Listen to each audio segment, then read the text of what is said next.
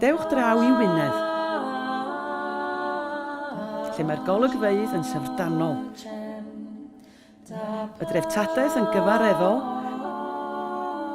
a lle roedd rheolwyr grymusaf y Gymru ganol oesol yn byw. Dyma fro y mae'r môr yn cau amdani. Bro'r borfa las, mynyddodd mawreddog a dyffrynnoedd anhygoel a gerfwyd gan yr hewlydd. Dyma stori Tywysogion Gwynedd. Pobl y mae ei geiriau a'i gweithredoedd wedi siapio tirwedd a diwylliant o Gymru rydyn ni'n ei hadnabod heddiw.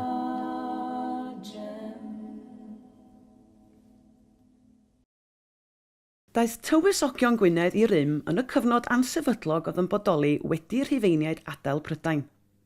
Ymhen amser, nhw oedd y cryfaf o holl dywysogion Cymru.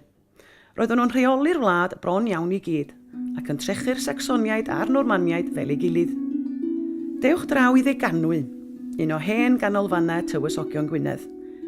Dychmygwch y llongau masnach yn y cei a'n hwylio i'r Iwerddon, i gartref Gruffydd ap Cynan, a groesodd y môr i ennill tiroedd ei daid yn ôl. O'i ganolfan ar Ynys Môn, llwyddodd Gruffydd i hel y Normaniaid allan o Wynedd. Dechreuodd diwylliant newydd flaguro. Pa beth hefyd, tywynygu a wnau Wynedd yna o eglwysau calchaid fel y ffurfafen o'r sir. Adeiladodd mab Gruffydd, Owain, a'r lwyddiant ei dad, gan fanteisio ar anrefn yn Lloegr i ychwanegu at ei diroedd. Bu beirdd swyddogol y Tywysogion yn canu am ei lwyddiannau. Pan gladdwyd Owain yma wrth ochr ei dad, roedd wedi gosod sylfaeni teyrnas nerthol. Yn dilyn teyrnasiad Owain, aeth 2 o ddisgynyddion ymlaen gyda'r gwaith o droi Gwynedd o fod yn deyrnas hynafol i fod yn wladwriaeth ganol oesol. Bu Llywelyn Fawr yn rheoli am dros 20 mlynedd. Yn ôl bob tebyg fe ganwyd o yn Homen Castell, nid nepell o Gastell Dolwydd Elan. Gafodd ei adeiladu'n ddiweddarach yn un o'r gyfres o gadarnleoedd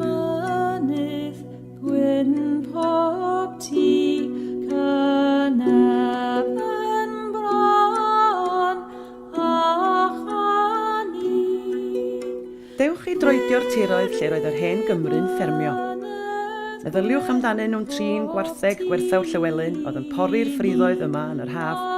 Roedd y ffermwyr yn talu trethi'r Tywysogion drwy gyfrwng gwaith, nwyddau a gwasanaethau. Roedd pentrefwyr y Meir Drefi, sef y pentrefi o gwmpas llysoedd Llywelyn, yn gaeth i'r tir ac yn gwasanaethu'r tywysog a'i lysoedd teithiol. Dyma adfeilion un o'r hen lysoedd hyn. Sefydlodd Llywelyn fudiadau crefyddol newydd hefyd. Eglwysi a mynachdau y mae hi'n dal yn bosib ymweld â nhw heddiw.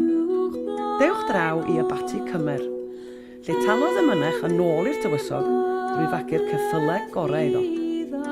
Cerdwch drwy adfeilion Abati Aberconwy, lle cododd y mynach garreg Llywelyn fel cydnabyddiaeth o'r tir y gawson nhw ganddo.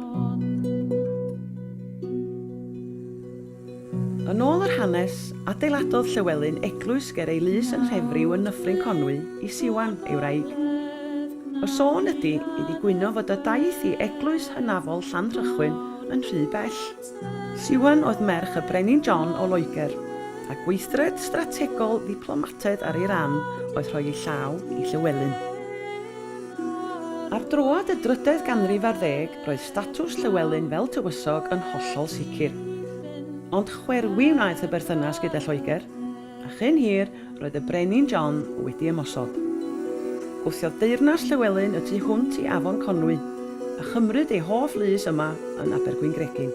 Drwy ymdrechion Siwan, fe gymododd Llywelyn ar Brenin John, ac fe ddechreuodd Gwynedd ffynnu unwaith eto.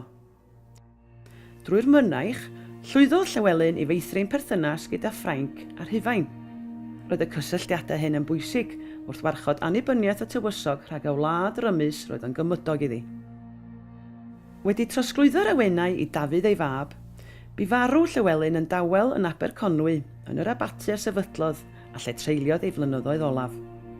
Mae arch Llywelyn i'w gweld yn Llanrwst. Yn dilyn marwolaeth Llywelyn, daeth anrefn i rwygo Gwynedd. Allan o'r cynnwrf hwn daeth arweinydd grymus arall, ŵyr Llywelyn Fawr, Llywelyn ein lliw olaf. Yma yng Nghastell Dolbadarn yng Nghysgod yr Wyddfa, fe garcharodd ei frawd ei hun am 20 mlynedd. O'r diwedd, penderfynodd Harri'r Trydydd, Brenin Lloegr, gydnabod Llywelyn a'i gyhoeddi'n frenin ar Gymru gyfan. Pan fu farw'r Brenin Harri, daeth ei fab Edward i'r orsedd, ond aeth Llywelyn ddim i'r coroni. Roedd y sarhad hwn yn dechrau ar gyfnod o wrthdaro gweidlyd. Dyma oedd dechrau'r diwedd. Ymosododd Edward yn ddidrigaredd ar Gymru, gyda byddin oedd yn rhy gryf o lawer i Llywelyn. Gorfodwyd y tywysog i ildio, ac fe gollodd yr rhan fwyaf o'i deyrnas. Lladdwyd Llywelyn yng nghanolbarth Cymru pan oedd yn galw i filwyr ynghyd.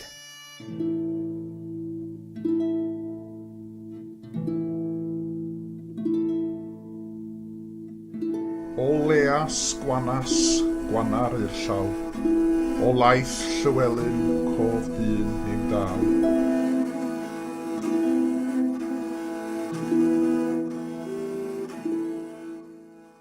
Dechreuodd Edward adeiladu cyfres o gestyll. Yn wir, fe ddefnyddiodd adfeilion Castell Deganwy i godi Castell Chonwy ar yr ochr draw i'r aber. Ond nid pawb oedd yn hoffi'r drefn newydd, ac fe gododd sawl Cymro twym galon mewn gwrthryfel yn erbyn Edward a'i ddisgynyddion. Mae olion rhai o danau mawr gwrthryfel Glyndŵr yn y 4edd ganrif ar 10 yn dal i'w gweld heddiw.